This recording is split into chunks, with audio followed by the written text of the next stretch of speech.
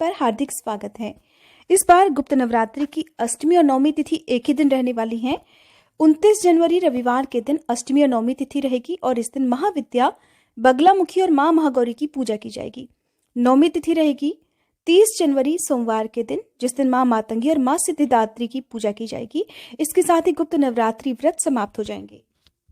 दुर्गा विसर्जन और कलश विसर्जन 30 जनवरी सोमवार की दोपहर से लेकर 31 जनवरी मंगलवार की सुबह तक किया जाएगा, जिसके बारे में आप हमारे चैनल पर अगली वीडियो में जानकारी प्राप्त कर सकते हैं, जिसमें आपको 9वें दिन की पूजा विधि और कथा के साथ ही अंतिम दिन क्या करना चाहिए इस बारे में भी बताया जाएगा। महाविद्या बगलामुखी को 8वीं महाविद्या कहा जाता है। इन्हें पीताम्बरी देवी के नाम से भी जानते हैं। मां बगलामुखी को पीला रंग बहुत प्रिय है और इनके भक्तों द्वारा पीले वस्त्र अर्पित किए जाते हैं। पीले फूलों से मां का श्रृंगार किया जाता है और मां बगलामुखी सोने के सिंहासन पर विराजमान रहती हैं। इनकी साधना करने से, पूजा अर्चना करने से भक्तों के सभी दुखों का नाश हो जाता है और जीवन में आने वाली सभी प्रकार की परेशानियां भी दूर हो जाती हैं। अगर कोई भक्त सच्चे मन से महाविद्या बगलामुखी की पूजा साधना करता है तो उसे वाक सिद्धि भी प्राप्त होती है। इससे वाद विवाद की स्थिति में वे अपने विरोधियों पर बड़ी आसानी से विजय प्राप्त कर लेते हैं। मां बगलामुखी को पीताम्बरा बगला ब्रह्मशास्त्र विद्या के नाम से भी जाना जाता है। मनुष्य को जीवन की जितनी भी प्रकार की बाधाएं हैं उन सभी से मुक्ति दिलाने के लिए, पापों से मुक्ति दिलाने के लिए मां बगलामुखी की पूजा मध्यरात्रि के समय की जाती है और जो लोग मध्यरात्रि के समय ना कर पाए वो सुबह और शाम के समय पूजा कर सकते हैं। खास तौर पर मध्यरात्रि के समय जो भी तंत्र मंत्र की सिद्धि करने वाले साधक हैं वही बगलामुखी मां की पूजा करते हैं। आम गृहस्थ जन शाम के समय और सुबह के समय जिस प्रकार से बाकी दिनों में पूजा करते हैं उस प्रकार से कर सकते हैं। मां बगलामुखी की पूजा करने से कोर्ट कचहरी के केस में सफलता प्राप्त होती है। महाविद्या बगलामुखी की पूजा करने के लिए भक्तों को सुबह जल्दी उठकर स्नान करना चाहिए। फिर पीले वस्त्र धारण करके यदि हो सके तो पीले रंग के आसन पर ही बैठकर पूजा करनी चाहिए। चौकी पर पीले वस्त्र बिछाकर मां बगलामुखी की मूर्ति या तस्वीर स्थापित करनी चाहिए। यदि आपके पास मां बगलामुखी की मूर्ति या तस्वीर नहीं है और यंत्र हो तो आप यंत्र की स्थापना कर सकते हैं, नहीं तो आप केवल मां दुर्गा की प्रतिमा की स्थापना भी कर सकते हैं। कलश की स्थापना करके पूजा का संकल्प और व्रत का संकल्प लिया जाता है। फिर मां को अक्षत, चंदन, रोली, बेलपत्र, पान, मौसमी फल, खास तौर पर पीले फल जैसे केला, संतरा या बेर आदि, सिंदूर, पीले फूल, धूप, दीप, नैवेद्य आदि सामग्री अर्पित की जाती है।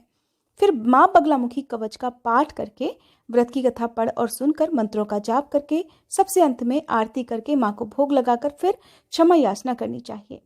परिवार के सभी सदस्यों में माता रानी का प्रसाद बांटना चाहिए, लेकिन आपको ध्यान रखना है कि ये गुप्त नवरात्रि है। आपकी की गई पूजा का आसपास के लोगों को पता ना चले और ना ही इस प्रसाद को आप बाहर किसी व्यक्ति को दें।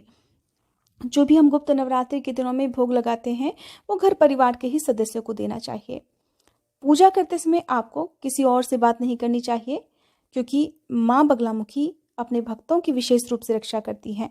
उन्हें हर प्रकार के बुरे कामों से बचाती हैं, उन्हें सद्बुद्धि प्रदान करती हैं। इसलिए आज के दिन आप जो भी पूजा करते हैं, व्रत रखते हैं, उस दिन आपको भूले से भी दूसरों के बारे में गलत नहीं सोचना चाहिए, बुरा नहीं करना चाहिए। किसी प्रकार की, किसी भी तरह की जीव हत्या, जीव हिंसा करने से बचना है। यदि ऐसा होता है, जाने अनजाने में यदि आपसे कुछ भी गलती होती है तो उसका भी बहुत बुरा परिणाम भुगतना पड़ सकता है। क्योंकि मां बगलामुखी को पीला रंग बहुत प्रिय है, इसलिए आज के दिन पीले रंग की वस्तुओं का, जैसे पीले मौसमी फलों का, पीले वस्त्रों का आप गुप्त दान किसी कन्या को भी कर सकते हैं। मंदिर में आप दान दे सकते हैं। गुप्त रूप से आप दक्षिणा का दान कर सकते हैं। मां बगलामुखी को आप पीले रंग की चुनरी अर्पित कर सकते हैं। ऐसा करने से भक्तों के जीवन में सुख और समृद्धि आती है, मनोवांछित फल की प्राप्ति होती है और मां की पूजा करने से यदि आने वाली कोई बाधाएं है तो वो भी बड़ी आसानी से दूर हो जाती है। घर परिवार के सदस्यों का स्वास्थ्य बेहतर रहता है और इनकी पूजा करने से यदि विश्वास के साथ पूजा की जाए तो सभी रुके हुए कार्य भी बिना किसी बाधा के पूर्ण हो जाते हैं। शारीरिक और मानसिक चिंताएं भी दूर हो जाती हैं।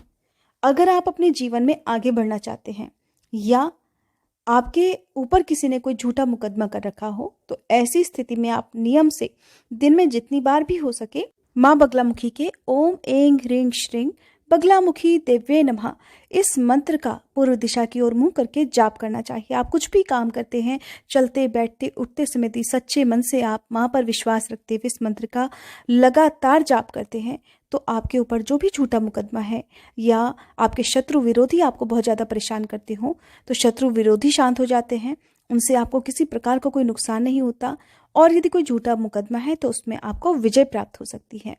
इस प्रकार महाविद्या की पूजा की जाती है। पौराणिक कथा के अनुसार एक बार सतयुग में महाविनाश उत्पन्न करने वाला ब्रह्मांडी तूफान उत्पन्न हुआ, जिससे संपूर्ण विश्व नष्ट होने लगा और चारों ओर हाहाकार मच गया। अनेकों लोग संकट में पड़ गए और संसार की रक्षा करना असंभव हो गया। यह प्रचंड तूफान सब कुछ नष्ट भ्रष्ट करता हुआ आगे ही बढ़ता जा रहा था, जिसे देखकर स्वयं भगवान विष्णु भी चिंतित हो गए। इस समस्या का कोई हल ना पाकर वह भगवान शिव को स्मरण करने लगे। तब भगवान शिव ने प्रकट होकर उनसे कहा कि शक्ति के अलावा अन्य कोई भी इस विनाश को नहीं रोक सकता, इसलिए आप उनकी शरण में जाएं।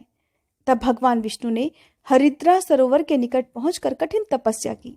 भगवान विष्णु ने तपस्या करके महात्रिपुर सुंदरी को प्रसन्न किया और देवी शक्ति उनकी साधना से प्रसन्न हुई और सौराष्ट्र क्षेत्र की हरिद्रा झील में जल क्रीड़ा करती महापीत देवी के हृदय से दिव्य तेज प्रकट हुआ। उस समय चतुर्दशी की रात्रि को देवी बगलामुखी के रूप में प्रकट हुई। त्रैलोक्य स्तंभिनी महाविद्या भगवती बगलामुखी ने फिर प्रसन्न होकर श्री विष्णु को इच्छित वरदान दिया। तब कहीं जाकर सृष्टि का विनाश रुक पाया। देवी बगलामुखी को वीर रति भी कहा जाता है, क्योंकि देवी स्वयं ब्रह्मास्त्र रूपिणी है। इनके शिव को एक वक्त्र महारुद्र कहा जाता है, इसलिए देवी सिद्ध विद्या है। तांत्रिक इन्हें स्तंभन की देवी भी मानते हैं और गृहस्थ लोगों के लिए देवी बगलामुखी की पूजा समस्त प्रकार के संशयों का, विघ्नों का शमन करने वाली है। नौमी तिथि के दिन मां मातंगी की कथा सुनने के लिए और अंतिम दिन कन्या पूजन करने के लिए यदि आप जानना चाहते हो तो हमारी अगली वीडियो का इंतजार जरूर कीजिएगा, जिसमें आपको कन्या पूजन और व्रत पालन के संबंध में बताया जाएगा। उम्मीद है ये जानकारी आपको पसंद आई होगी। वीडियो अगर अच्छी लगी हो तो प्लीज़ वीडियो को लाइक जरूर कीजिएगा।